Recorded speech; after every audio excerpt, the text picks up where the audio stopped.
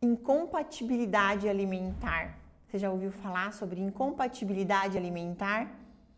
E você sabia que a incompatibilidade alimentar pode estar interferindo na sua função cerebral?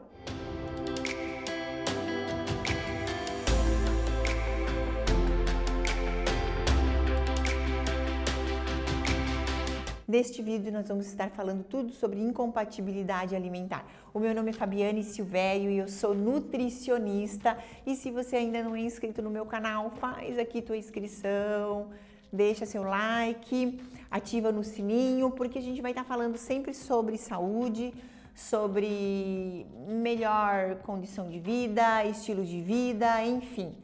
Nesse canal você vai saber como estar mais próximo da saúde e longe da doença. Olha só, incompatibilidade alimentar são 3 e uma é bem diferente da outra. Você pode estar confundindo os sintomas aí. É a primeira incompatibilidade alimentar, alergia alimentar. O que é alergia alimentar? É aquele alimento que você come e na hora passa mal. Por exemplo, camarão. Então, aí você tem uma alergia a camarão. Na hora dá, né? Aquele inchaço, edema, enfim, coceira. Na hora incha teu olho e você tem aquele mal-estar naquele momento. Isso se chama alergia alimentar e é melhor evitar esse alimento com certeza, ok? A segunda incompatibilidade alimentar é intolerância alimentar. A intolerância alimentar é algo enzimático, é falta de enzima.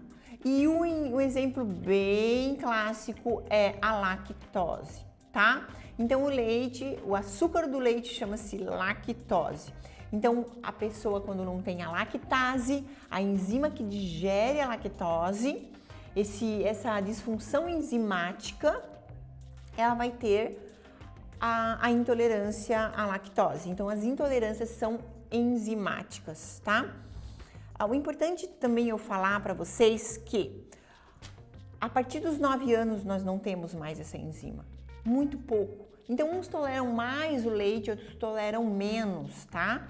Mas a maioria de nós não é compatível ao leite mais. Por quê? Só somos adultos e não precisamos de leite. O leite, ele é para o crescimento, então como a gente já cresceu, não precisa mais de leite. Mas enfim, intolerância alimentar é algo enzimático, tá bom? Então falta enzima, lactase que digere a lactose, é um bom exemplo. Agora, esse terceira incompatibilidade alimentar, aí talvez você veja, eu acho que é o meu caso. Isso é muito mais comum do que parece, tá? É a sensibilidade alimentar. Olha como que funciona a sensibilidade alimentar.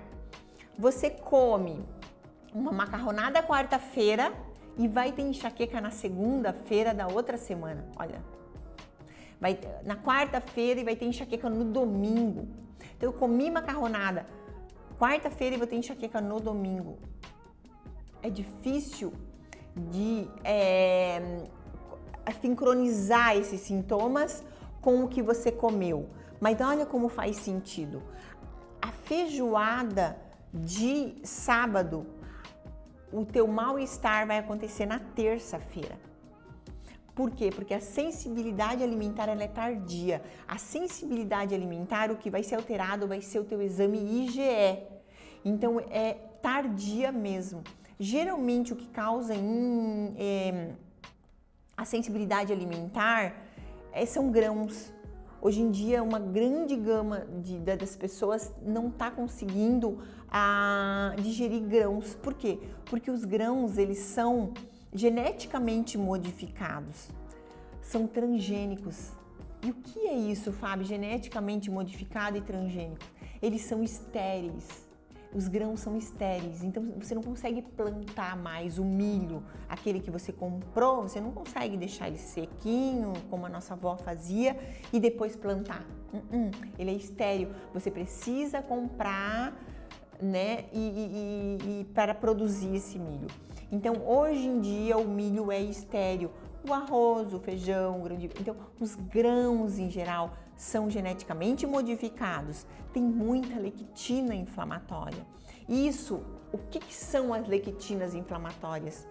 São proteínas de difícil digestão que ficam muito tempo no nosso intestino. Causa permeabilidade intestinal. E o que é permeabilidade intestinal, tá? É um vazamento, é um intestino permeável, então quer dizer, ele não é impermeável, ele vaza, ele é como uma gaze, como um tecido, como uma fralda. Então ele vaza, ó, olha só, substâncias não desejáveis que deveriam sair, né, do seu intestino e ir para fora. Essa substância ela entra e vaza, ela vai para a corrente sanguínea. E o que acontece?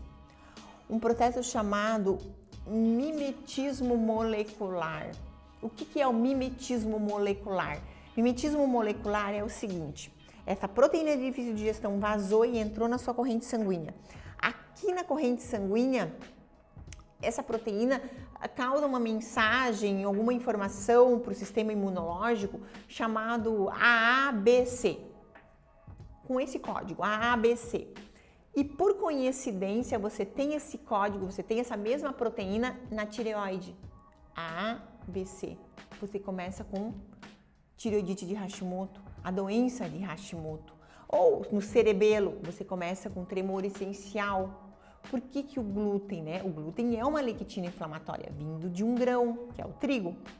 Então, é uma lectina inflamatória que causa permeabilidade intestinal, que faz com que o seu intestino comece a vazar, que vai substâncias não desejáveis para o seu intestino e que pode causar, por exemplo, doenças autoimunes como Hashimoto, como alopecia androgênica, como dermatite, como lúpus, psoríase, vitiligo. Então, algumas doenças autoimunes são causadas pela permeabilidade intestinal, por essa imunidade superestimulada.